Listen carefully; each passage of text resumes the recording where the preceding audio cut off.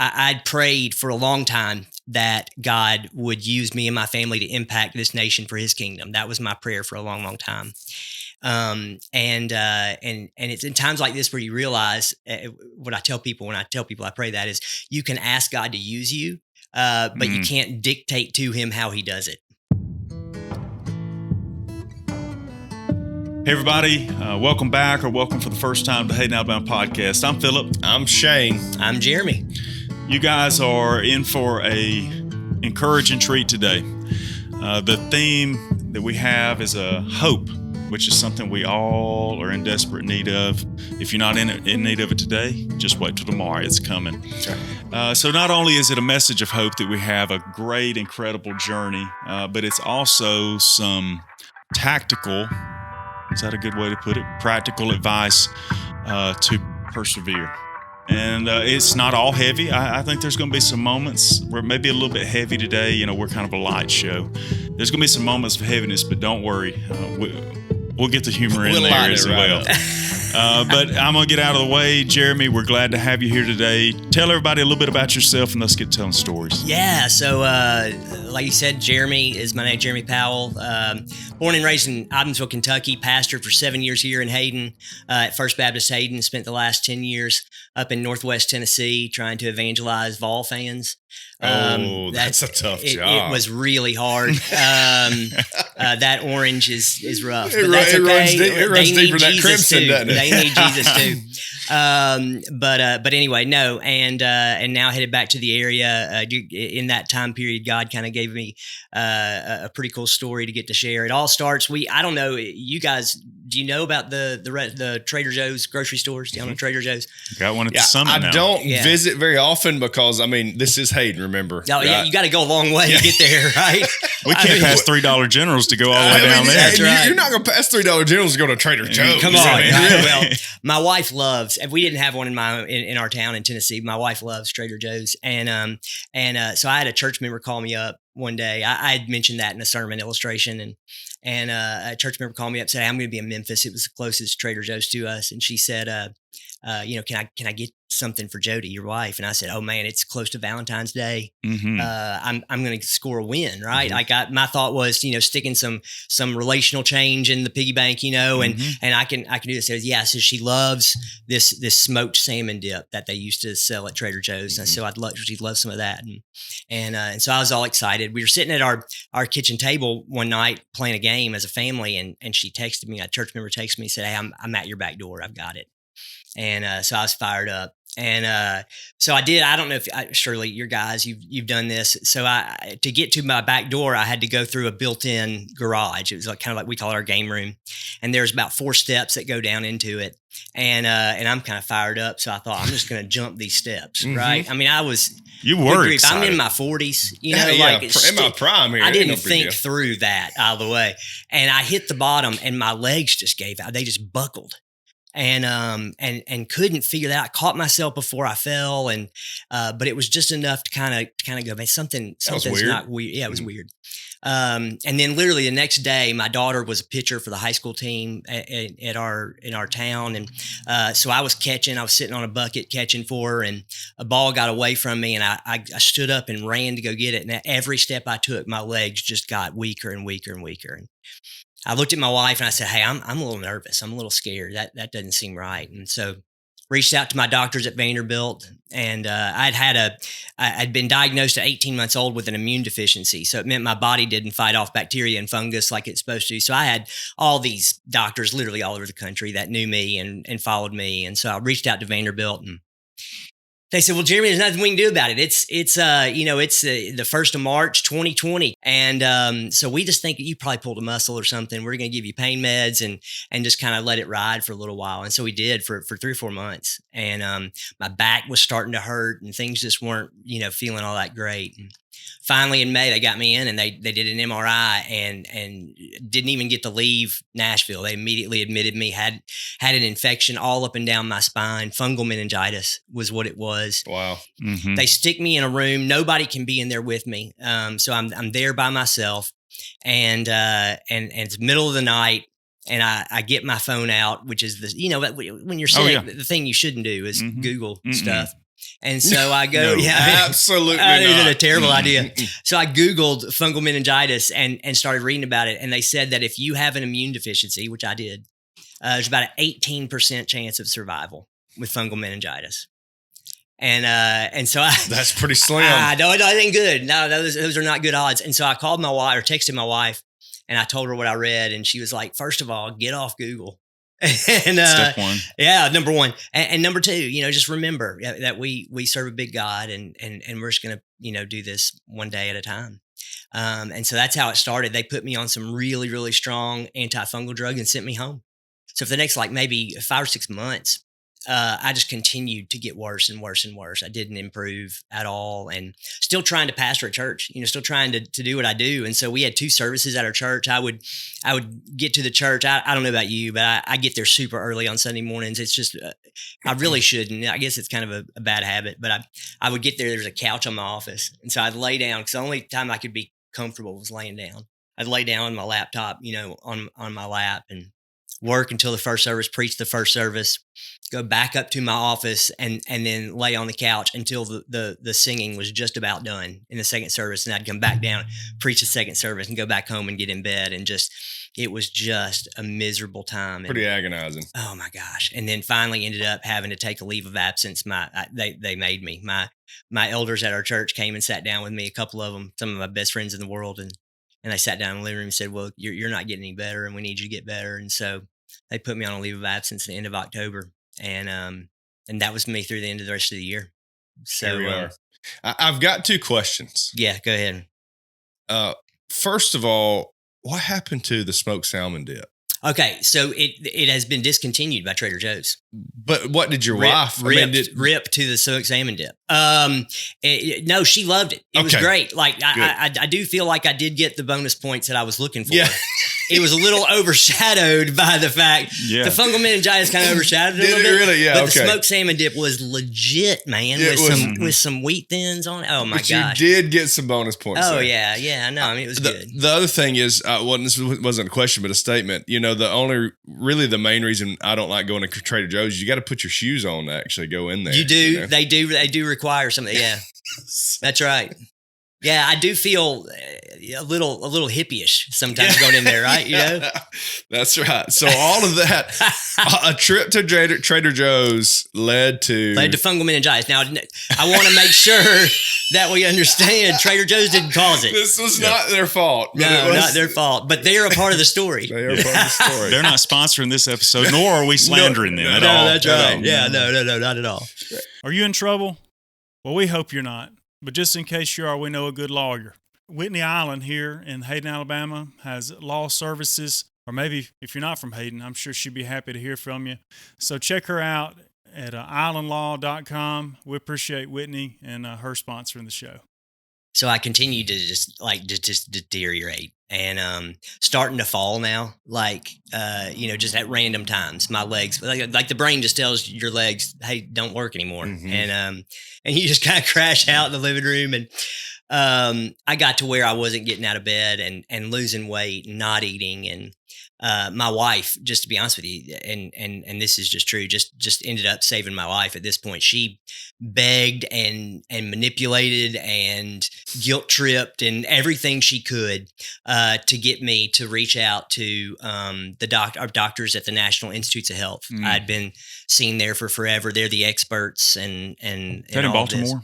Yeah, in Bethesda, Maryland. Yeah. But up there. And so we reached out. They immediately got me on a plane. And by this point, my brain and spine are so filled with infection. Like my memory is kind of spotty here. Like I don't remember a lot. Like I remember parts of the trip to Maryland. But long story short, end up having a spinal surgery to try to remove some of the infection. They can't do it. They've put in rods. End up getting to Vanderbilt, having another surgery. They put a cage in around my neck because it's just ravaging my spinal system, and the pressure that the infection is putting on my spinal cord has caused me to lose motor function. And I can remember right before getting back to the NIH, I'd made a quick trip back to Tennessee and I can remember where I was. I had people there at the house helping me. It was my daughter's 16th birthday, and they're taking me up these stairs, and I can remember this very clearly. My legs just stopped working. And I can remember, I believe I was looking at my mother, and I said, why don't my legs work? And she said, I don't know. I can't understand. And so they had to whisk me away back to the NIH. I get back to the NIH, and that's where we have to have this real heart to heart with these doctors. And the doctors are sitting in my my hospital room. I've got two of these guys. It's a male and a female doctor. Some of the most brilliant people that I've ever met in my life. And my wife is there, and I'm dying is what I'm doing. And they go, here's our options. You can have a bone marrow transplant, which we think, we hope, if the bone marrow transplant works, it'll cure you of your immune deficiency. And hopefully then your body will be able to fight alongside the medicine because the medicine's not working. However, we only give you a 25% chance of surviving the bone marrow transplant if you decide to do that. 7% better than the right, but I've got that meningitis. on top of it. So 25% chance to survive the transplant. If the transplant works, then I'm still at the 18%. Right? You didn't avoid the 18. Yeah, You still no, got I mean I'm still like the odds are just They're stacking up. And I said, well, look, guys, I don't want. I mean, I'm 800 miles away from my daughters, from my family, my friends, and I said, I don't want to die in a hospital bed 800 miles away from family. And they just very solemnly said, well, we can't promise you that. And I said, well, what are my other options? The other option is we send you home and we give you, 6 to 9 months and you're going to die. Those are your options. It was inevitable. There's nothing else to do. And in that moment, like you would think, I don't know, maybe you wouldn't. I think most people, when I tell the story, they go, well, yeah, you will go for it. But like, no, Jody, like I looked at Jody and was like, I don't know what I want to do. Mm-hmm. I mean, I'm a follower of Jesus. If I die, then I get to go be with him, and that's all fine and good. But at the same time, like to be here and Still got to make a decision here. so we decided to go through with the bone marrow transplant, and I think this is the most. I don't know. This may be the heaviest part, but like March 20th is my wife's birthday, and my daughters, they were 16 and 13 at the time, flew out to Maryland. In my mind, I guess I just wasn't connecting at all. In my mind, they were coming to wish their mother a happy birthday, but in reality, they knew that they were coming to tell me bye. They thought that might be the last time they see me this side of heaven, and to think about how as young teenage girls. They kiss their dad goodbye and turn around and walk away and get back on a plane and fly back to Tennessee, realizing that the odds are, he's not going to make it. But for the next 3 months, that's where I was in Maryland, just trying to keep me alive, I can honestly say I'm not afraid of snakes. I'm not afraid of spiders. Mm-hmm. I'm not afraid of pigs, bears. I mean, Pigs is an Pigs was a interesting dog one. one in there, but that's all right. Okay, there you go. Okay. Boars. Well, yeah, you get this off the ground. Not afraid of any of that. Yeah. But that is the one thing I'm scared of is leaving my children. Yeah. And I think it's because there's absolutely no control over whether that happens or not. Yeah. So we were there and went through the bone marrow transplant, and 90 days after I got my new cells. So some 20-year-old German guy gave me his bone marrow. So that's cool. That's cool. Yeah, I mean, Thanks for the bone marrow. Thanks for the bone marrow. Right? Yeah, absolutely. I don't usually buy me a Coke. I don't speak German anymore or whatever. Yeah, but from time to time, do you get like just a hankering for sauerkraut? No. Nine. But I lost every bit of motor function. So from shoulders down was completely paralyzed. And the depression that you get, I wish I could tell you that. I mean, I'm a pastor. I wish I could tell you that, like, I had all this faith in God, and I don't ever think I really got mad at God, but I'm not afraid of that. Well, you might have gotten in Job's position a little bit, like, hey, buddy. Yeah, come on, like, what's up? Yeah. We had video of me moving my thumb that we shared with friends and family, like, and we were ecstatic That was I big. could move my thumb. But I used to hate it. They would put me.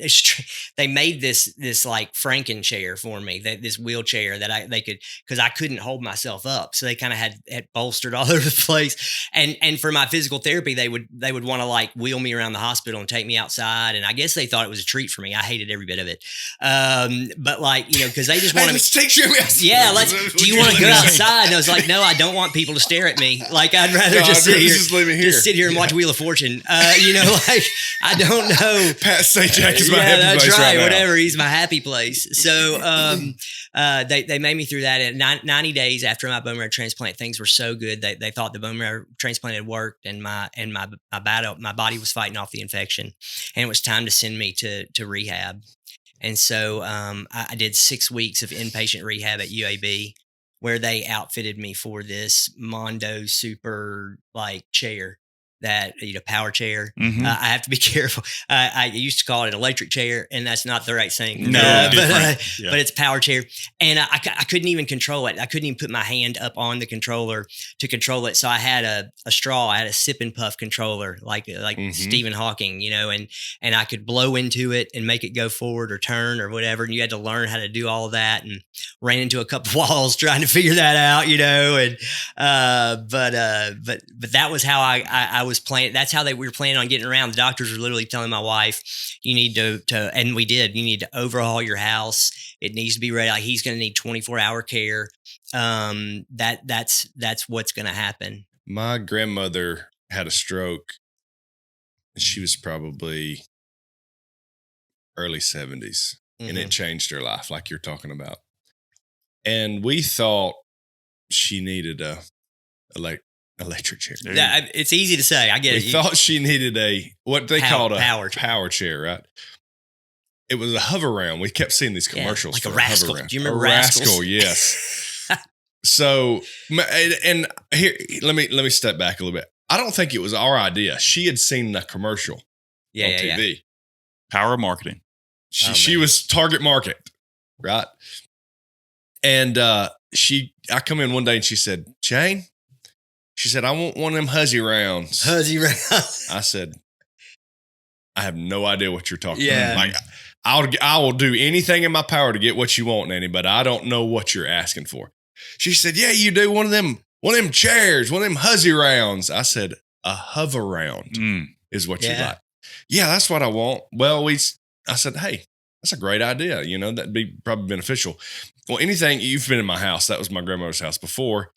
If you've been in there, it's a shotgun, like it's shotgun style house. Mm-hmm. It was built in very early 50s and then added onto. But, you got a straight 2, 4, or 3 doors that you go in and right out the back. Yeah. So you got one way in and one way out. That's it. You don't get a lot of hallway and all. So we got her a hover round. She gets on that thing.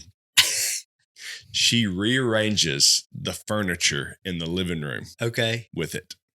Like, just pushes stuff with Pushing it with the chair. Yes. And she would get so tickled because she would just stay in her. I mean, she would go forward and we'd be hollering, get out of her, get it. Yeah. And she'd be laughing and cackling and pushing. Terry. Yeah. Back up, Terry. No, she's going forward and she's plowing chairs into the wall and just laughing about it. Oh, yeah. So she finally got it all everything pushed to the wall, and she could just run around in the circle. Throw a donut in the middle of the middle of that. Man, but we laughed at her and her huzzy round. That's buddy. hilarious. Now, I told Jody if we could put a Swiffer on the front of my, like a bulldozer, I could do the floor. You could get the floors done. Did she take you up on that? No, That seems like something she might would have. Hey, that is a great idea. See, I think there's a market there. The entrepreneur in me is coming out. You may have gotten your desire for the skid steer operation from your grandma. It sounds like she would have loved. If she liked the hover round, she would have loved the skid steer. She can push a lot of furniture around with that. Rearranged a lot of things. Your whole property would have been different. That's incredible. Yeah, that's so good. Yep, that reminded me of that. I hadn't thought about Nanny and the huzzy round in a long time. Yeah. But we finally had to. This is like, okay, this is probably more of a hazard than Yeah, Than a no, helmet. I discovered pretty early. I used to like because it still had the hand control on my chair, and so like toddlers at church, I'd be like, "Hey, you want to drive the chair?" And I got ran into a couple tables, and we finally decided that may not be the best idea. I bet if you sneezed with that little blow straw using a Oh, mask. that's going wheelie. That's right. No, that's turbo mode. That's like hitting the nitrous button on a Hey, race that would be car. the 5K mode. If you, That's you know, it. That's it. No, absolutely. No, you haven't seen anything until the people in the neighborhood thought it was great. We'd have a dog, one of my dogs get loose in the neighborhood, and I just go down the road in my chair, I'll get it. Yeah, that's right. 6.4 miles an hour, just heading straight down Just the road. getting after it, boy. Yeah. You could have been a sure enough professional dog walker, though. I mean, that's where you should have. There you go. Man, you know what? Time I to the missed chair. out on that opportunity. Good grief. Looking back. Yeah, that's right. Well, I'm glad we got through that, Yeah, though. yeah, yeah. Here we are. We're obviously not in Well, a in a power chair. so- Yeah, well, yeah. My wife told me when we moved here, the power chair couldn't come in the house. That was the rule. And So wait a minute, I got to do something different. yeah, that's right. So How did it all return? That's where I'm at. Yeah. So you're at a straw. so You're not at a straw anymore. I'm at a straw. Yeah. So that's kind of where I was. I needed 24-hour care. And I came home the week of Thanksgiving, 2021. So a little over a year after I took my leave of absence at the church, and no longer had my immune deficiency. It was cured. The fungal meningitis had cleared, but I was completely paralyzed. And that's where you go, man. I don't know. You read the stories of the paralytics in Scripture, and you read them with a whole new light. Oh. Right? In this case, Yeah, right? I can't imagine. You think about the man at the pool of Bethesda when he's like, "Yeah, I want to Yeah, be I'd healed. love but to get in no there. one can help me in there. Like, and everything I had to do, someone had to help me.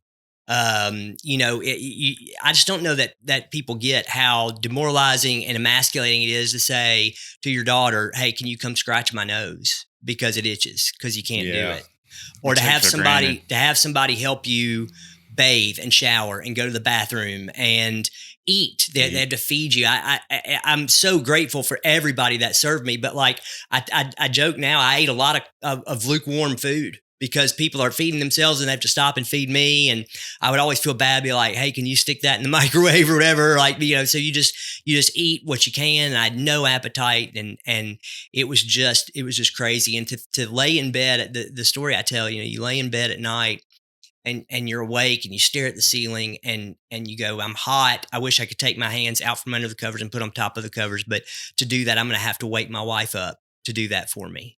Or Don't even think about or it. vice versa, or you wake up in the middle of the night, you got to go to the bathroom and you have to wake up your wife to help you do that, because you can't do it. And so started outpatient therapy, and they were great there. And just what I loved about the outpatient therapy, and I was with them for 2 years, is they never stopped trying something new. Like they MacGyvered stuff, man, to try to figure out how to get me, how to just put weight on my feet, and to try to make it talk to, your brain talk to your nerves and all of that. And slowly but surely I got my upper body back pretty well. We used to use a Hoyer lift. It's a big kind of metal thing to get me in and out of the bed and in and out of the chair. And we got to where I could transfer myself. And then all of a sudden I'm bathing myself and that sort of thing. Still need quite a bit of help. Still need the chair. And my legs just weren't coming back. And so I was laying in bed one night and just couldn't sleep. There's so much of that. There's so much just deep, dark depression that you get into. And my wife, kind of fell into that as well. My kids were trying to deal with the trauma of it all, and going to school and having to answer questions about your dad, and it was just terrible. And so I'm laying in bed at night, and I go, "You know what? I'm just gonna focus on just my toes, and nothing is moving, but like I'm just gonna try to wiggle them." And so I just tried to wiggle them 10 times, and I got done, and I was like, "Man, my toes feel tired. I wonder if those muscles are firing, in there." So I was like, "Well, let me try my ankle." And so I would do that every night. I'd wake up and I would just start with my toes, and I would just try to move my toes. And they're not moving. I'm not seeing anything move, but and then my ankle, and then my knee, and then my hip. And I would go all the way up and all the way back down. And whenever I couldn't sleep, I would just do that. And then one night we were going through my bedtime routine. I had these big boots that I slept in and neck braces and all kinds of stuff. And Jody was getting me ready for bed. And I said, "Let me see if I went to wiggle my toe and it moved." Whoa. I hadn't told anybody I'd been doing this. And I said, "Hey, look at that." And slowly but surely, those nerves started reconnecting. And they had gotten this big walker where you could kind of stand up at it at therapy, and they put a gait belt on me, and my occupational therapist, guy named Greg, he would grab the back of my belt and just kind of pick me up and hold me there, and my upper body was strong enough that I could kind of hold it, but he was there holding me. And they started videoing me and my recovery at the therapy place, and they would post videos for people, because there are people, and I didn't know this, but there's a video of him, and he's got the belt, and all of a sudden he just lets go, and I was standing by myself, and I had no idea until I saw the video. And so I was like, I got to send that video to everybody. I sent that video to my doctors at the NIH, to my doctors at Vanderbilt. I just wanted them to know that, hey, like this is what God has done, and this is what is going on.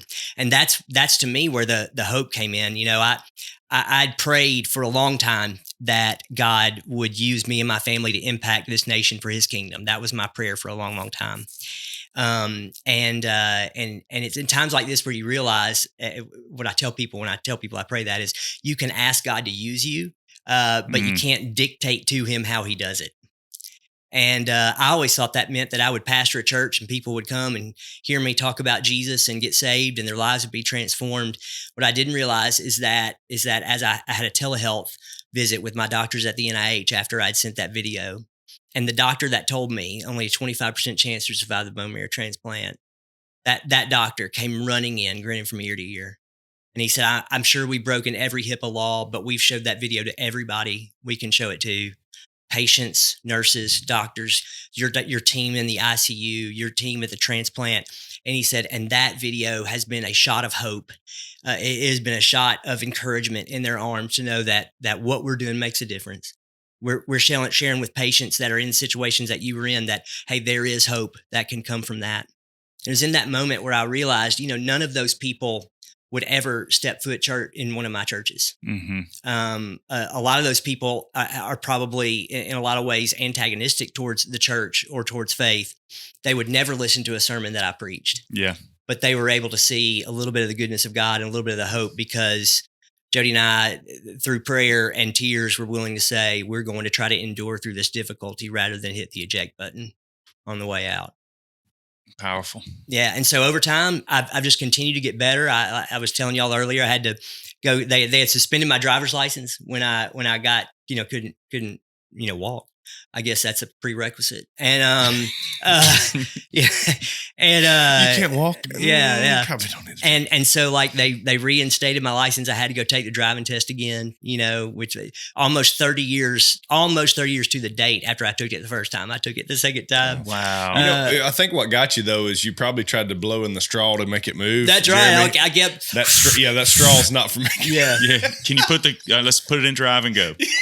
Dude, where's the straw? Yeah. Dude, I'm telling you, it's funny now. It was really scary at the time. When the meningitis was racking with your brain, like I had hallucinations, like serious, scary, terrifying hallucinations. And there were times where like I would, even after I came home. Vantage Plus. So they're general contractors. They specialize in new home construction, but also they do some dirt moving work. So clearing land, making roads. Y'all check them out. We'll make sure that we link the website and the phone number in the show notes.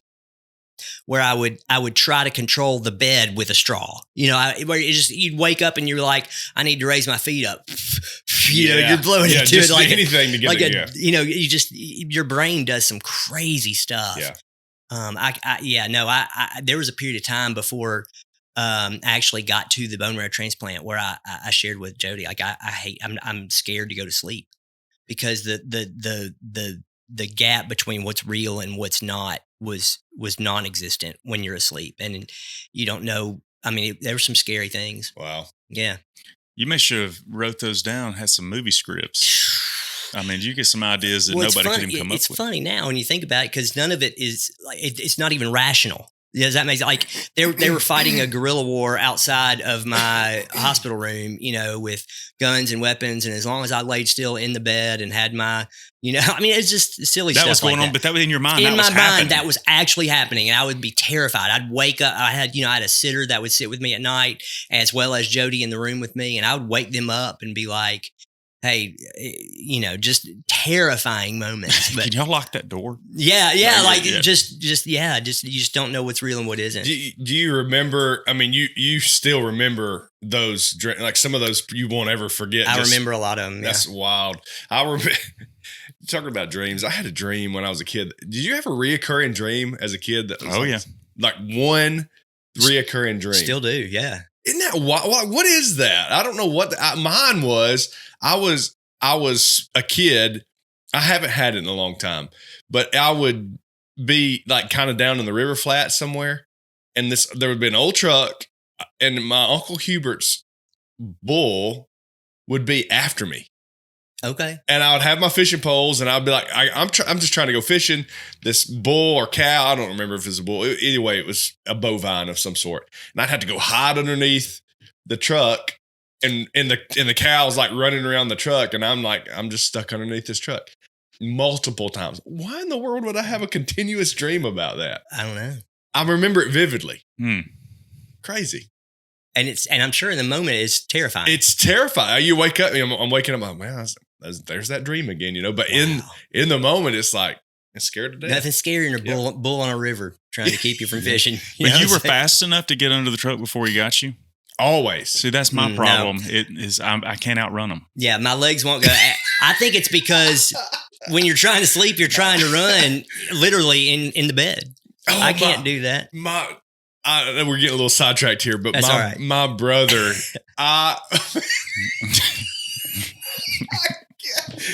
he's not here to defend himself. Good. Even Let's have better. it. That's even better. That's the way we like it. Okay, so my brother's wife, Vanna, come into the house one day, and she's just like physically distraught, like mad at my brother, and he's coming in defending himself, like Vanna, seriously, like what's going? And so I'm here for the show, I just sit back, right. like, Where's the popcorn? Where's the popcorn? So they sit down, and I said, what's going on? She said, your brother. I've heard that. Right. Could be so numerous many times. things. Your brother. So I said, well, what'd you do this time? He said, I didn't do anything. She said, that's the problem. That's the problem. And he was like, Vanna, I mean, I don't know what I could tell you to like. And he said, I said, well, take me back. Let's leave from where we're at to where obviously you're upset at him for not doing anything. Besides him being worthless, so let's be specific. Yeah. So she said, he woke me up last night. I said, okay, so you're mad that he woke you up? No, I'm mad that he woke me up because he was like doing this little move in his, like kicking the sheets or something. And he said, that's what I'm telling her. I was physically asleep. Like I was dreaming. And he said, that's why she's so mad. And I said, she's mad because you woke her up while you were sleeping. He said, no. In the dream, someone had broke into the house and I was defending her from this intruder. She's mad because of the effort. He wasn't doing enough. I mean, her honor was being defended. Yes, his lack of it. He was saying, "Vanna, I was dreaming. Like it was not me. I was." And she said, "But if you would have saw how you were kicking, oh my gosh, Stephen, like you could have kicked harder." Yeah. Oh, so really the problem was the weakness. The weakness, yeah. So he was like, it was a dream. Have you ever had a dream where you're trying to throw a punch and you're like, motion? Yeah. I'm going to get you. It's almost there. And then I just can't They could have a snack by the time you hit them. Yeah. Laughed hysterically at them. She was mad because of his lack of That's effort. unfair. I'm going to say, Vanna, if you're watching this, that's unfair. This is Unfair. But it was I'm going funny. to get in trouble for saying this, but isn't this what marriage is? Right? Absolutely. It's what it, like. Just You didn't injustice defend my after honor. injustice. yeah. But man, but throwing punches in a dream are just, and so I said, Vanna, really, everybody's had that dream where you've tried to. Oh my gosh. You just can't get there. Yeah. Trying to jump up on something, you just can't. You can't get there. I am beyond the weak kick. I will actually get up and travel. You'll leave. You'll get up and go places. I'm ready to travel. In your sleep. Absolutely. First time it happened, second grade, spending the night at a friend's house. And I didn't know that I did this till this time. And I woke up the next day, Saturday morning, we've had a good time, G.I. Joes and all this stuff the night before. And the mom comes and says, Philip, do you sleepwalk? I said, no, ma'am. She said, you don't? Then we got bigger problems. Not that I know of. And she said, well, okay. Do you remember getting up and wanting some tea last night? She had the best sweet tea. I mean, it's memorable. Like, I don't know what she did different. I don't know what she put in it, but it was so good. Anyway, that's sidebar. I said, I don't know what you're talking about. And she said, well, let me tell you what you did. She said, I heard the bathroom door shut, which is not uncommon, but she's got the mom on. This is a new kid in her house. So she said she got up when she didn't hear it open again after a minute or two. And she said she went to the bathroom door and looked for the light. And she said the light wasn't on. And so she's thinking, but the door's still shut. She didn't want to go in there. Mm-hmm. But she said, I got to see if he's okay. She opens the door and she said, I was just standing there, eyes closed in the bathroom. Nothing, no other activity, just standing there. That in of itself is terrifying. All right. So she said, Philip, are you okay? And she said, I just didn't respond. And she's like, do you want to go back to bed? Kind of no response, just eyes closed, just fully standing there.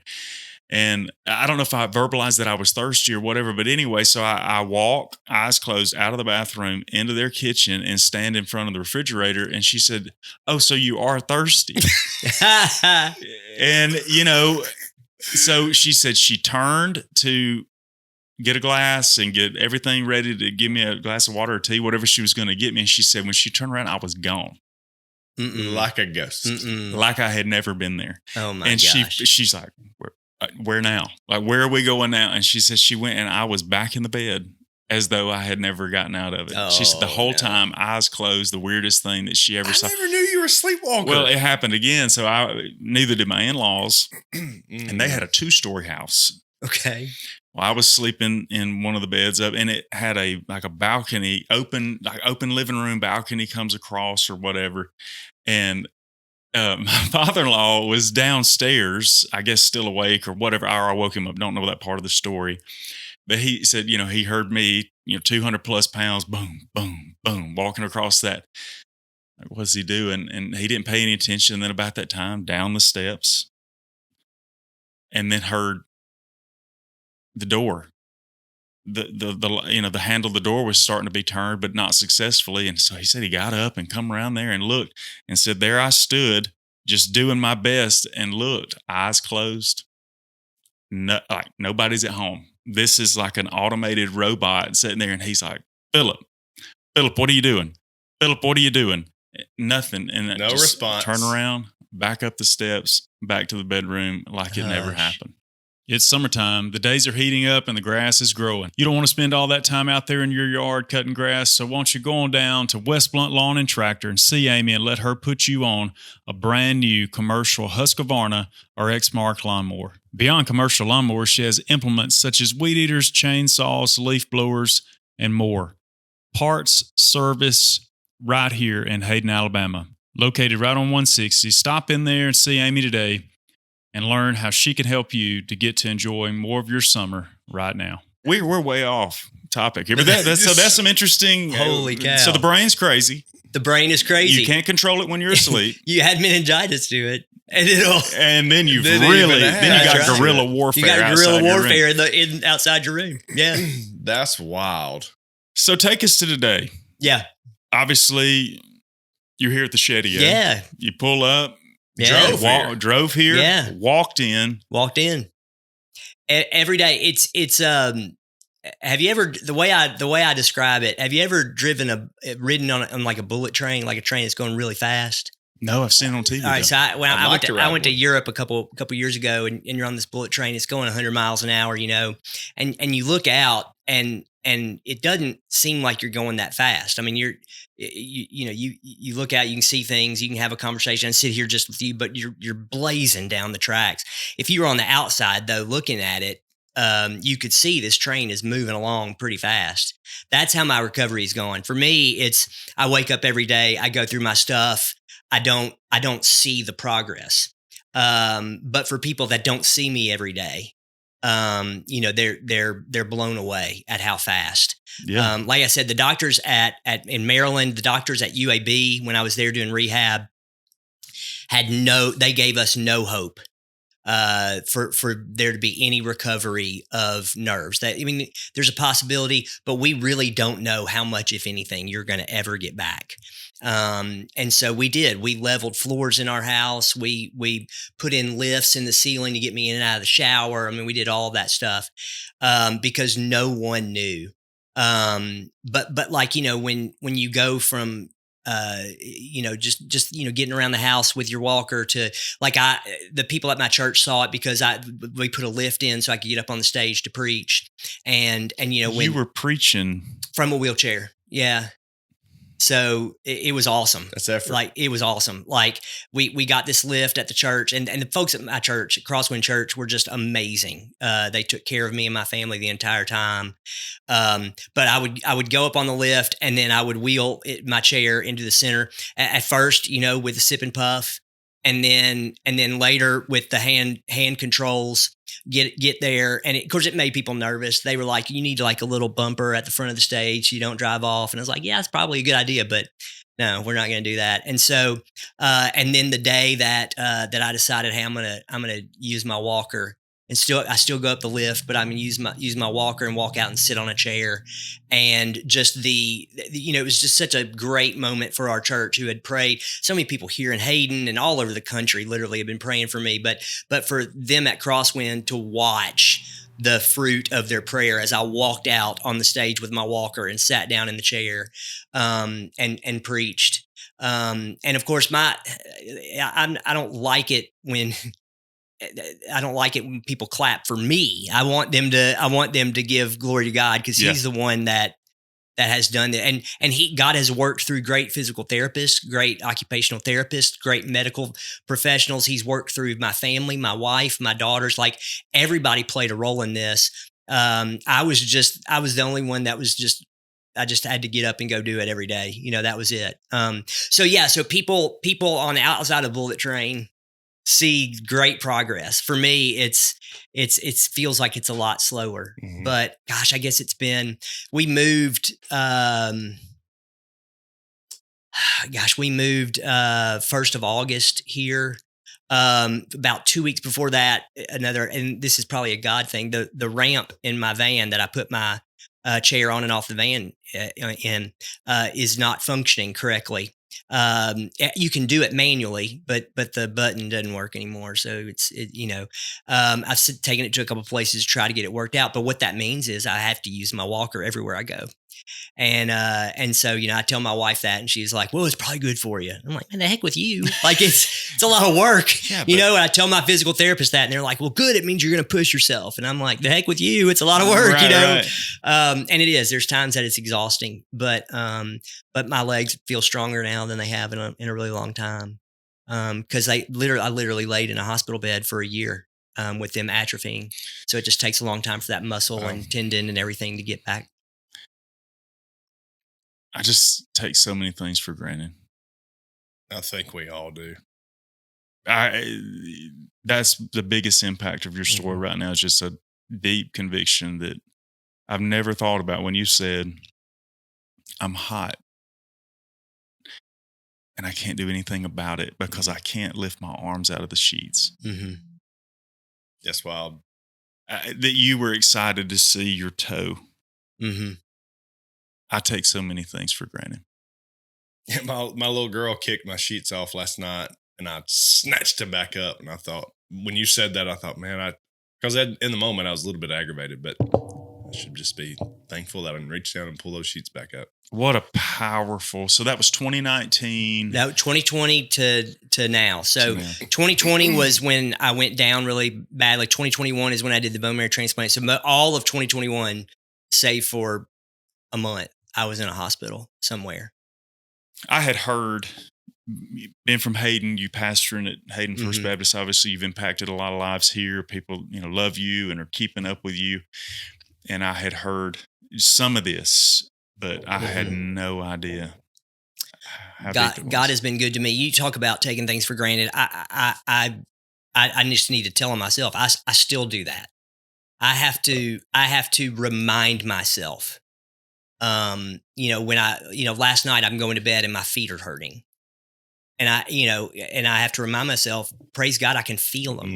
Mm. Right? Like I have to constantly battle against that because you fall into that pit where you just kind of go, woe is me. And I'm telling you, I wish I'd be lying if I told you I don't still live in that sometimes.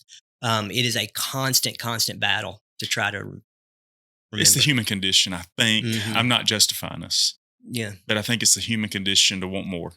Always. Mhm. Never enough. Always more. That's It right. can always be better in our mind, whatever we're conjuring up, that Yeah. it could be or it should be. But I appreciate you being honest. Yeah. No, I want to be. I don't want to paint me in any kind of picture of, the holier than I'm thou. always thankful. I'm always grateful. No. It has been a struggle, and if it weren't for the faithfulness of God and the people that love me, this is kind of morbid, but it's you get to the dark place where they send psychiatrists in to talk to you in the hospital, to make sure your mental state is there, and my mental state was terrible. Mhm. And they go, have you ever thought about, harming yourself or taking your life? And I would always kind of chuckle internally when they said that. It's like, What am I gonna do? how? Right? Yeah. I What can't. am I gonna do? Run my wheelchair off the end of the I stage? can't even drive the stinking wheelchair at this point in time. Like somebody'd have to put me in the chair. It's just like it was so bad that to not, and it is demoralizing. It is emasculating. You wonder, am I ever going to be a father to my girls?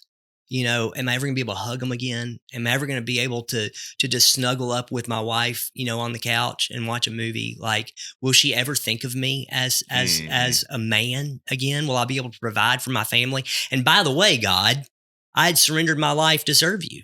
Yeah. Right. And here I am. And I'm telling you that God just continually plants those messages in your brain. You asked me to use you.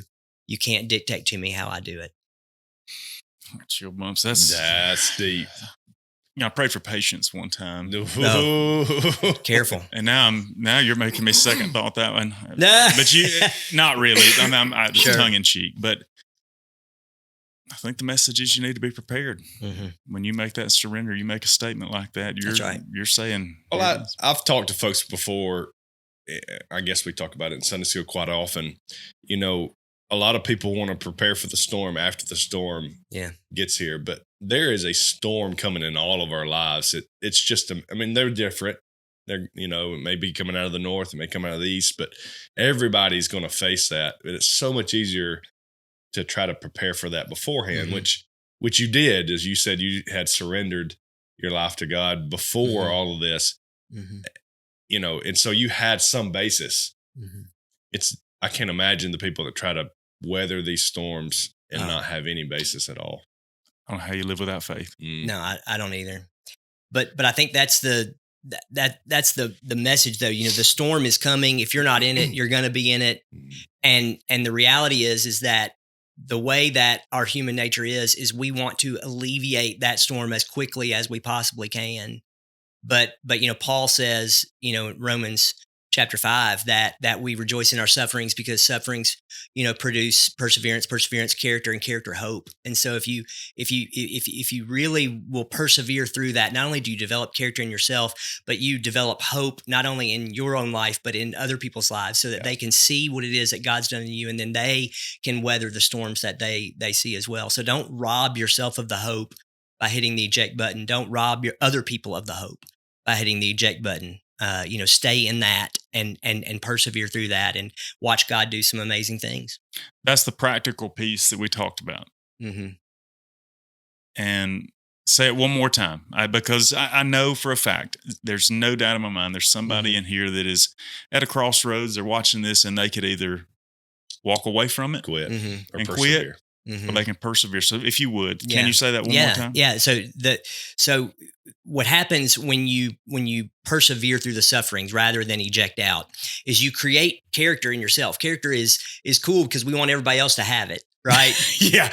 But you need to have character. Yeah. but you develop that in yourself, and then what you do when you persevere is not only do you build hope in yourself for your own future storms, but other people that see you persevere in the midst of your storms, they can feed off of that hope, and it can help them to make it through their difficult times, so that they're not hitting eject buttons, so that they're staying in their marriages, they're sticking with their kids, they're working with their coworkers, building relationships, they're pursuing Christ, regardless of how things are difficult. They're doing it because of the hope that they're seeing in you. That's powerful, to say the least. Well, I want to do two more things before we conclude. okay. One, I want to stay with your path for just a minute. Okay. What's next? I know you can't predict the future, but I'm sure you're thinking about kind of what you would like. What are the next steps? So if you would just share that with everybody. Yeah. So I think that God has given me a story, and it's a story that I want to tell. And so I'm lining up. It's really just kind of worked organically at this point. Getting opportunities to share it whenever I can. I spoke last Wednesday at a church down in Hueytown. I'll be speaking this Sunday Sunday, September the 8th at Gethsemane Baptist. I've got a couple other engagements coming up where I'm just going to go and just tell the story and just open up for folks to be able to hear what God's done in my life and hopefully encourage them as they're going through some difficult times. I've taken some time. I've written out the story from my perspective. My wife was very diligent about sharing on our Facebook page as we went through. Mm-hmm. And so I went through and rewrote on my website, all of the story from there. And then not just that, stories of growing up. There's all kinds of stories that I have, God's given me. Was adopted as a 4-year-old by my father, and wouldn't know my biological dad if he fell on me, and kind of my journey through that adoption process and what that looked like, and so I've written about that too. And just God has blessed me with a number of stories and adversities that I've had to kind of overcome, and so just getting an opportunity to kind of share some of that. I love pastoring a local church, and so we're talking to some churches about that, doing some pulpit supply, that sort of thing. That's kind of where we are right now.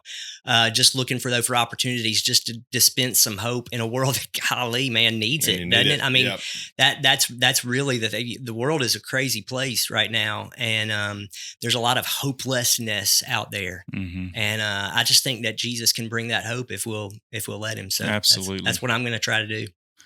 That's exciting. And you're back around the Hayden area. We are. Yeah, we're back in North Jefferson County right now. My wife got a job at Samford University. My eldest daughter is a student at Samford University. And so we're back in the area. All right. Not Blount County, but real close. Hey, real close. And we're familiar with old Blount County. Oh, man.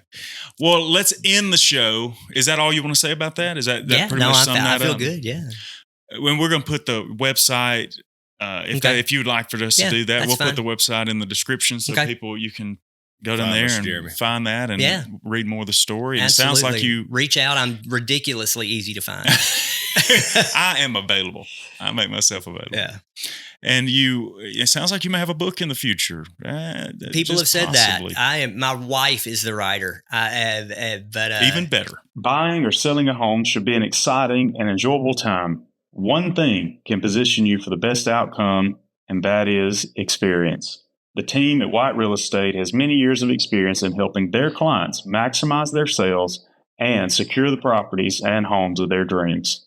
Give Darren and Rhiannon White, Caden White, or Ryan Love a call today and begin your journey on a pleasurable buying or selling experience. Let's end with let's lighten it up just a little bit because, boy, like you said, Yeah. you know it. It's been heavy.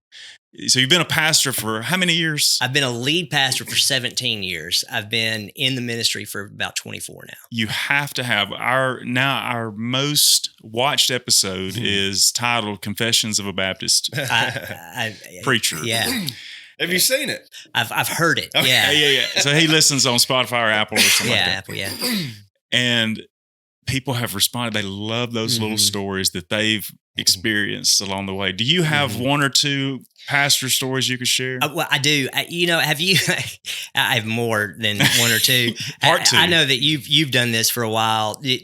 I sat with a director of missions one time in my sanctuary in Tennessee, just sharing baptism stories of crazy things that have happened. I'll give you two examples. I'm not a big guy. I don't know if you noticed. And so the baptistry at First Baptist Hayden is one that you stand in, and early on I was wearing waders. Oh yeah. And the guy that had come before, I'd never owned a pair of waders, and so the guy that had pastored before me was a bigger guy. I mean, he was a bigger guy. Well, bigger than me. I mean, and so his waders were there, and I was like, well, look, I don't have time to run and go buy a pair of waders. I'll just try to use him. We'll make do for the week. And I was baptizing a woman that's a little bit taller than me, which is not saying a whole lot. And I went to go baptize her. When I put her down under the water, my waders opened up, and I scooped up about a gallon of water in the waders. And I was wearing my suit pants underneath it. And as I'm praying, like she's leaving the baptistry, going to get changed. As I'm praying, I can feel the right leg just filling up with water. And so you pastor long enough, you can do two things at once. And so I'm praying, to God, thanking him for what he's doing. And at the same time, I'm also praying to God, what am I going to do? Because it's the beginning of the service. My wife was pregnant with my second child. So she's great with child, and she's back there helping me. And as I'm coming out, this was, thank goodness, before we stream stuff. As I was coming out, I'm stripping clothes off, and I'm looking at her and go, I'm soaking wet. We've got to figure out how to do something. We sent a message to our music guy, and we said, sing every verse of every song. 1, 2, 3, and 4. Don't leave out 3. Don't leave out the third one. Yeah. We've got it, because I had to, and I preached barefoot that night because I'd had no shoes or socks or anything. We found a pair of jeans somewhere, and it was just stuff like that happens. And then there was a time I was baptizing another lady, and she didn't tell me that she was afraid of the water, which is something that you should tell your pastor. This could be problematic. And she also was taller than me. And so as I'm going down into the water, she panics and grabs me. Everybody's going. And we all got baptized, right? And Anabaptist. That's right. So as we came up out of the water, I was like, "Are you okay?" She's like, "I'm scared of the water." It's like, "Hey, we should have that conversation beforehand." Fantastic information. But the most embarrassing story, and I I get in trouble every time I say this because this story comes back to haunt me. I pride myself on thinking through what I'm going to say and illustrations. I memorize my sermons. Wow. I know where I'm going when I was preaching. This was at Hayden, so I'm sure there's somebody that's listening that will remember this. We'll get a comment. Put a comment if you remember. There you go. Put a comment if you remember it. I was preaching on Demetrius in Acts, and Demetrius and Paul in Ephesus. Demetrius was a silversmith, and his complaint against Paul, which I thought was kind of funny, is that this man is claiming that idols made with gods made with human hands are not gods at all, which is just kind of a silly statement, right? And so I was talking about how when God creates something, He creates out of nothing. Because he's God. This is the Latin ex nihilo, right? But when we create something, we have to make something. We have to use something to make something. And so, as an illustration, I was going to build something out of Play-Doh. And so I had my little jar of Play-Doh up on the stage with me, and I'm preaching to it. And as I'm getting to it, my brain kind of clicks in. I'm continuing to preach, but my brain goes, "Hey, you didn't think through what you're going to make out of the Play-Doh." Mm. And I thought, that's all right. I can handle this. Yeah, it's no big deal, right? It's just an illustration. I just need to make something. I'll tell you what I'll do. I'll make a snake. That's what I decided I'd do. Because anybody can make a snake. Oh yeah, they all look Now similar. what I should have done. A cross. A ball. What I should have done was pinch a little bit off Snowman. of the Play-Doh Yeah. and there make a real skinny Yeah. snake. A worm. Yeah. But I didn't. I took the whole wad of Play-Doh, and I you guys see where I'm going with this. No, it's Only I clear. wasn't there. Like I wasn't there. You were the then only I- one. So then I hold it up, right? and I'm preaching it, right? Oh, And I'm yeah. like, see, I what made I'm this able to snake, make. you know, and I'm waving it around, and and the crowd is just doing nothing. They're just They're so trying to so help I you. double down. I'm like, no, you get it, right? Like, Yeah. so I put it up. I move on. My youth minister, we had It two falls services. over. We had two services. With two services. We finished the service. My youth minister met me at the bottom of the stairs. At first one. I mean, he hits me at the bottom of the stairs and he goes, make a snowman. He was like, build a duck. He was like, anything other than what you just did. Yeah. And so that's my embarrassing moment. The funny part is when I interviewed for the job at Crosswind up in Tennessee, Did you do this I illustration? shared the story. No, but I Oh. shared the story just like I'm sharing it with you guys. They all got a good laugh. You know, hey, if you can't laugh at yourself, right? Everybody, you preach long enough, you're going to make stupid mistakes like that. So one of my guys, good friends of mine up in Tennessee, is a big duck hunter. He's well known in the waterfowl industry, and he calls me up one day and says, "Jeremy Camp is coming to duck hunt, and love to have you in the duck blind with us this morning." I said, "Man, I'm there." So we show up and it's me and the duck blind is full. Jeremy Camp's sitting right next to me. We're chatting it up. My buddy leans forward and goes, "Hey, Jeremy, tell Camp about the time you made a snake." Oh man. Thanks, man. Yeah.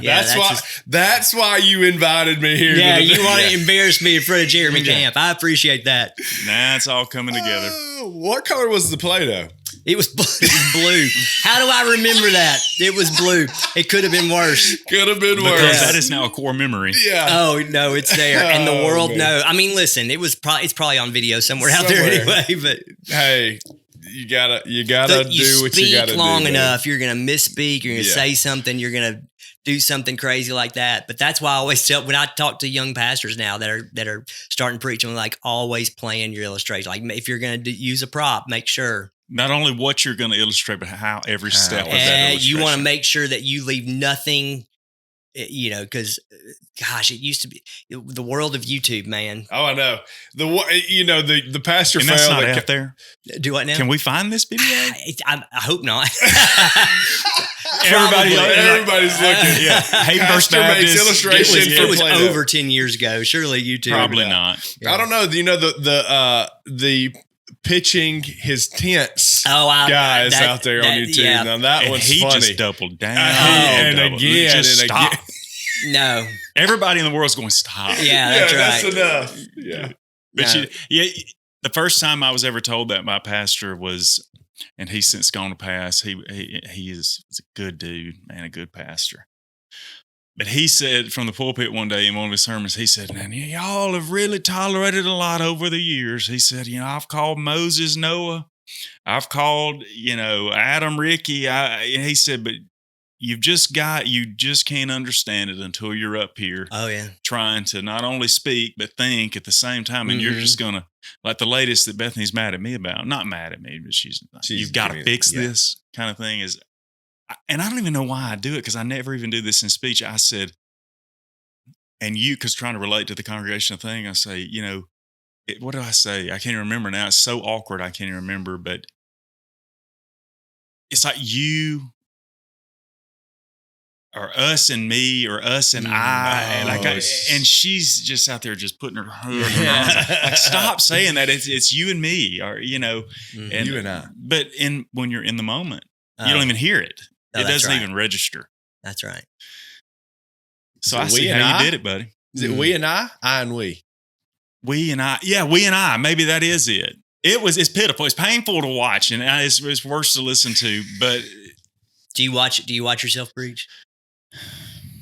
I have to watch myself on this so much Oh, to yeah, you're edit done these with that? videos that I rarely have the bandwidth for any more Philip. That's fair. They tell you, and I tell people all the time, you gotta watch yourself. Yeah. But I need to do more of it. It'll make you better. We're going to do a shout out. Actually, we have 3 today, and then we're going to sign off. So we have 3 shout outs here. We're going to be careful because we don't know if they want to be shouted out. Okay. But these are just, they watch every show. Faithful fans. Not only will they watch every show and leave a comment, Oh, which wow. that's big. Big deal. That's a Because lot of encouragement. they always I'm sure sometimes they're like, well, that was foul tip, boys, but they always say we enjoyed your show. Enjoyed your show, Love it. yeah. So we're thankful for a lot of people, but we want to say 3 this time. So if you didn't get in the shout out, it's not that we're overlooking. We just got 3 today. 1 is Terry, 2 is Jane, and then number 3 is Miss Draper.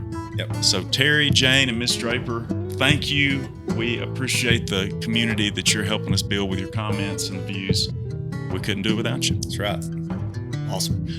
So Jeremy, we're going to sign off here unless you got something else. I don't, man. I'm good. Thanks for letting me be here. Appreciate your time. It was a pleasure. Well, that's going to do it for the Hayden Alabama podcast this week. I'm Philip. I'm Shane. I'm Jeremy. We'll see you next time.